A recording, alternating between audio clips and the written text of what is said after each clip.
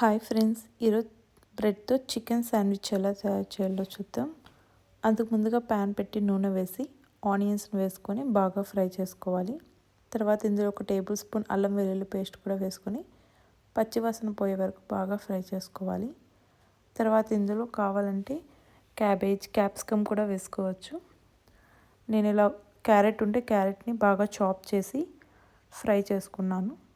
తర్వాత ఇందులో ఉప్పు, పసుపు వేసుకొని చికెన్ని ఒక 3 to 4 విజిల్స్ బాయిల్ చేసుకున్న చికెన్ని చాప్ చేసి ఇందులో వేసుకోవాలి. ఈ క్యారెట్ బాగా ఫ్రై అయిన తర్వాత ఇందులో పసుపు, ఉప్పు, కారం, ధనియాల పొడి, గరం మసాలా, అలాగే కొద్దిగా పెప్పర్ పౌడర్ కూడా వేసుకొని బాగా ఫ్రై చేసుకోవాలి. తర్వాత ఇందులో చికెన్ బాయిల్ చేసుకున్న వాటర్ని కూడా వేసుకొని ఈ చికెన్ని బాగా ఫ్రై చేసుకోవాలి. లాస్ట్లో కొత్తిమీర వేసుకొని గార్నిష్ చేసుకోవాలి.